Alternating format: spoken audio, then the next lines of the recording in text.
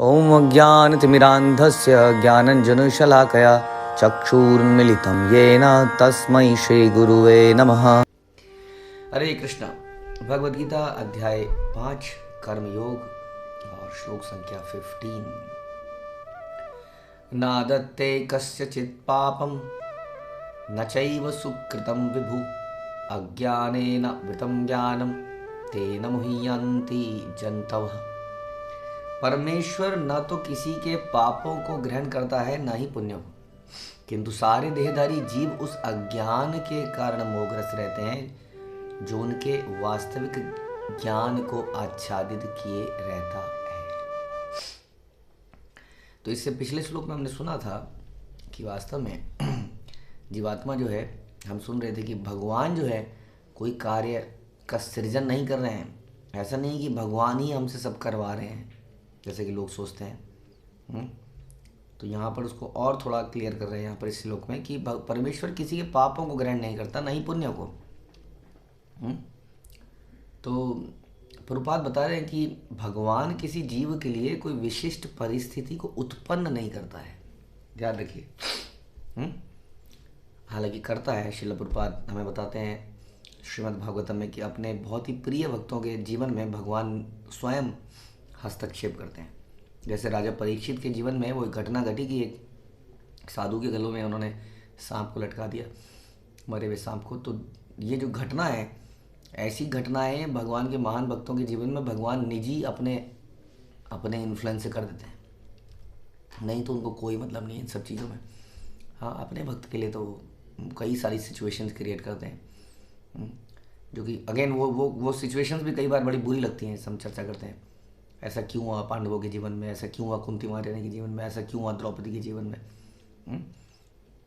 लेकिन अदरवाइज देखा जाए तो भगवान किसी के पापों को, किसी को पुण्य को ग्रहण नहीं करते। उन्हें कोई लेना देना नहीं है इन सब चीज़ों से वास्तव में। वो बिल्कुल अलूफ हैं, इन सब चीज़ों से बिल्कुल पृथक हैं। इनको छू भी नहीं सकती हैं चीज़ें। ना ही वो किसी के लिए ऐसी कोई सिचुएशन क्रिएट कर रहे हैं कि ऐसी सिचुएशन क्रिएट करेंगे कि वो पाप करे, या ऐसी सिचुएशन क्रिएट करेंगे कि वो पुण्य करे। उनको इन सब से कोई लेना देनी है। वास्तव में ये सारा संसार एक्शन और रिएक्शन के अनुसार ऑटोमेटिकली चलता है। इतना हिसाब किताब लगाने के लिए बड़े बड़े सुपर कंप्यूटर या भगवान के कुछ देवता लोग ये सारा हिसाब रखते हैं, एक्शन रिएक्शन, और उनके अनुसार सबके कर्मों के ऊपर। तो हमारे जो हम हाथ देखते हैं कई बार, ज्योतिष, नवग्रह, उनकी स्थिति, ग्रह मंडल की स्थितियाँ, ये सब वास्तविकता में सच हैं। और ये सारा ज्योतिष ज्ञान यही दिखाता है कि एक्शन रिएक्शन के अनुसार ये संसार चलता है। ऑटोमेटिक कह सकते हैं, लेकिन हर ऑटोमेटिक वस्तु के पीछे एक दिमाग चल रहा होता है। चाहे उसका सर्किट बोर्ड होता है, प्रिंटेड सर्किट बोर्ड, उस प्रिंटेड सर्किट बोर्ड को भी डिज़ाइन करने वाला कोई व्यक्ति होता है। तो जो ऑटोमेटिक दिखती है वास्तविकता में है ऑटोमेटिक बनाई जाती है किसी डिज़ाइनर के द्वारा। इस प्रकार इस संसार भगवान के द्वारा डिज़ाइंड है, लेकिन अंदर जो इसके कार्यकलाप हो रहे हैं, हाँ, वो ऑटोमेटिक चल रहे हैं एक्शन एंड रिएक्शन के अनुसार। तो हम ही अपनी सिचुएशन क्रिएट कर रहे हैं। भगवान किसी के पापों को, किसी पुण्यों से उनका कोई लेना नहीं है वास्तव में। वो तो रास्ता दिखा रहे हैं, ऐसा चलोगे तो ऐसा होगा, ऐसा चलोगे तो ऐसा होगा, ये होगा तो ये होगा। जैसे सरकार जो है, सरकार हमारे डेली के कार्यों को कंट्रोल नहीं करती है। सरकार ने नियम बना रखे हैं। हाँ, चोरी करोगे तो ये, डकैती है तो, जुआ करोगे तो कहीं पर नाजायज संबंध बनाओगे तो ये होगा, वगैरह वगैरह। बहुत सारे नियम कानून बना रखे हैं। किसी का मर्डर कर दोगे तो ये होगा। लेकिन इंटरनली हमारे कार्यों को प्रेरित करना, हाँ, हमारे कार्यों के लिए सिचुएशन सरकार क्रिएट नहीं करती है। तो वो कौन करता है फिर? हाँ, अब वहाँ पर प्रभुपाद बताते हैं वो है हमारी इच्छाएं। हम जीवात्मा में इच्छा करने की शक्ति है, और अपनी इच्छा से वो अपने कार्यों को प्रेरित करता है। हाँ, अब भगवान क्या करते हैं? भगवान देखते हैं कि इसकी योग्यता है इस इच्छा को पूरा। जैसे कि माना मेरे अंदर इच्छा हुई कि मैं एक होटल में जाके बहुत बढ़िया खाना खाऊं, तो द नेक्स्ट थिंग इज़ ये देखा जाएगा क्या आपके पास पेइंग कैपेसिटी है।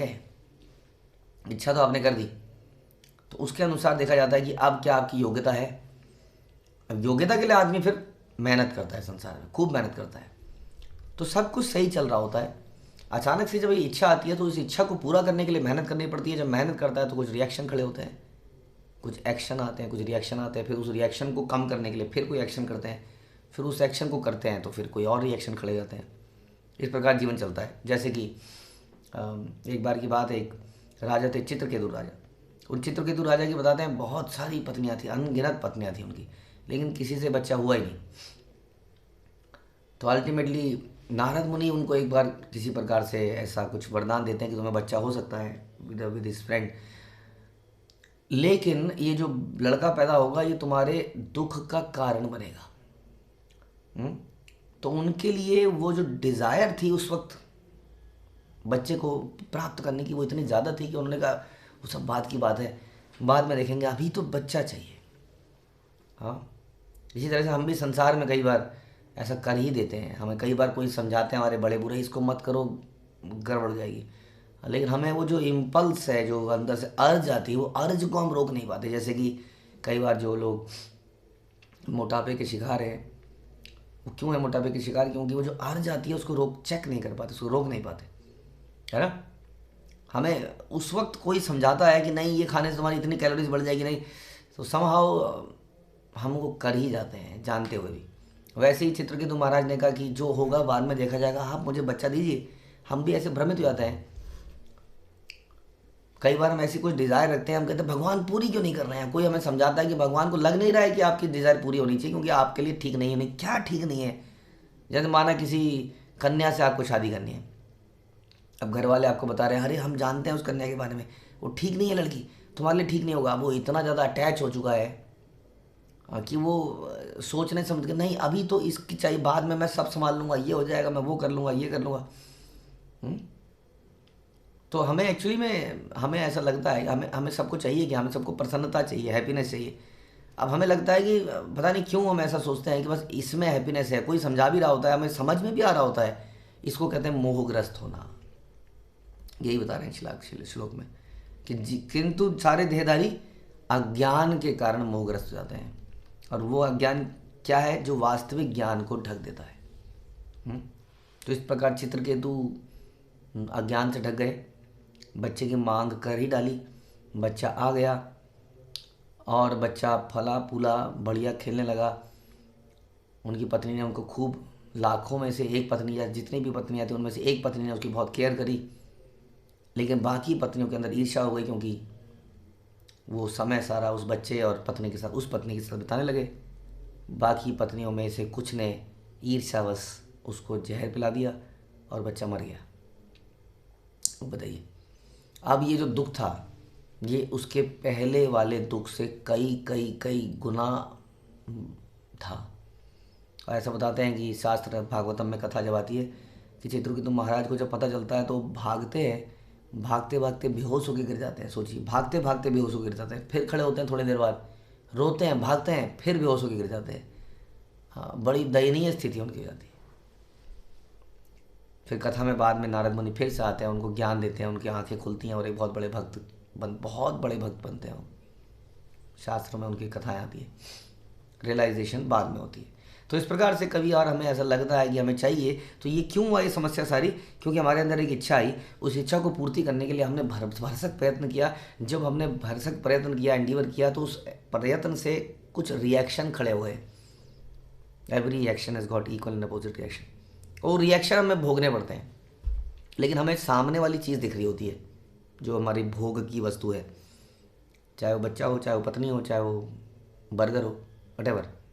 और हम उसके प्रति हमारा दृष्टिकोण बड़ा संकुचित हो जाता है, हम मोहग्रस्त हो जाते हैं और रॉन्ग डिसीजन ले लेते हैं। और भगवान को भी रिक्वेस्ट कर करके उनके आगे दिए जला जला के इससे शादी करा दो, या ये नौकरी दिलवा दो, या ये करा दो।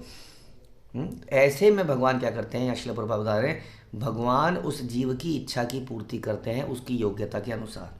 That's it. कोई उनका लेना देना नहीं है उसके निजी पापों से या उसके निजी पुण्यों से। उसने एक डिज़ायर करी। अब कोई कई बार इसी बात को कहता है कि भगवान फिर डिज़ायर पूरी करते क्यों हैं, क्या गलत नहीं है? फंस गया बेचारा, नहीं देते क्योंकि वो शरणागत नहीं था ना।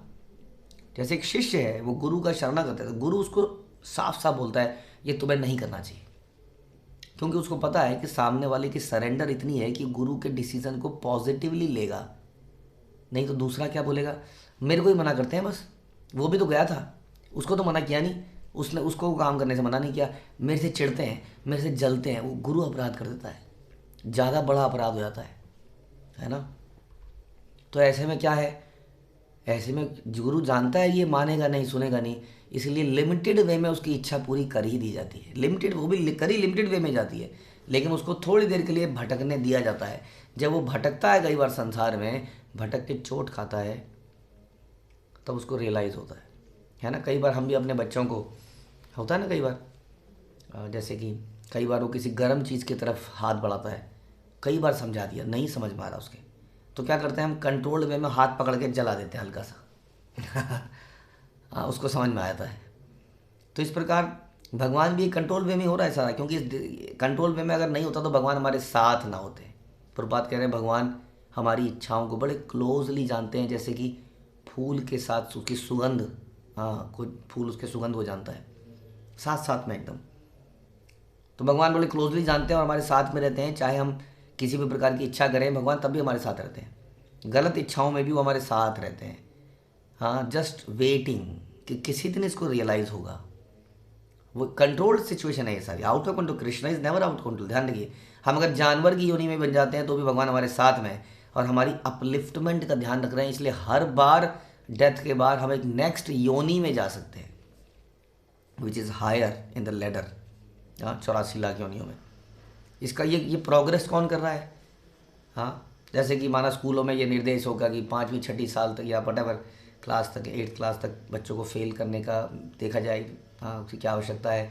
हाँ, तो वो बच्चा प्रमोट हो रहा है, बच्चा सोच रहा है मैं अपने एफर्ट्स से प्रमोट हो रहा हूँ। वो तो प्रमोशन, नेचुरल प्रमोशन हो रही है उसकी, वो ऐसा सिस्टम बनाया गया कि उसको प्रमोट करा जा रहा है, हमारी योग्यता। इसलिए कहने का मतलब है कि भगवान हमें छोड़ते नहीं है।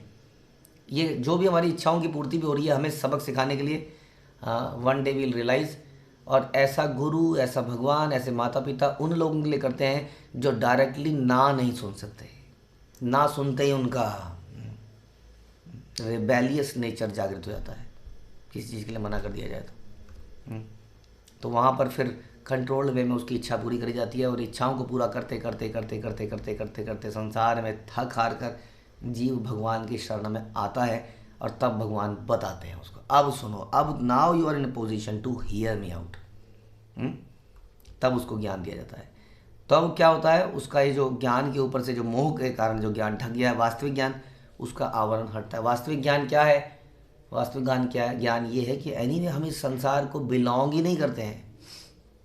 क्या मांग के करेंगे इस संसार के बारे में, हाँ, हम यहाँ के हैं ही नहीं, ये वास्तविक ज्ञान है। हम भगवान के धाम के ही हैं, हम भी वहीं के हैं, गुड न्यूज़। भगवान के अंश हैं, another good news. And we can go back to God, Krishna is waiting, भगवान वेट कर रहे हैं हमारे इतने सारे पापों के बाद भी, अनदर गुड न्यूज़। तो ये सारे ज्ञान उसको प्राप्त होता है, तो वो उसी के प्रति प्रयास करता है, सारा का सारा उसका मोह हट जाता है। ये समझना पड़ेगा। तो सारी प्रॉब्लम कहाँ है, सारी प्रॉब्लम्स हैं हमारी इंडिपेंडेंट इच्छाओं की, हमारे रिबेलियस नेचर की, हमारे एरोगेंट बिहेवियर की, जिसके कारण हम किसी की शरणागत नहीं हो पाते, ना तो भगवान की, ना किसी गुरु की। हरे कृष्णा। श्रील प्रभुपाद की जय, भगवद गीता की जय।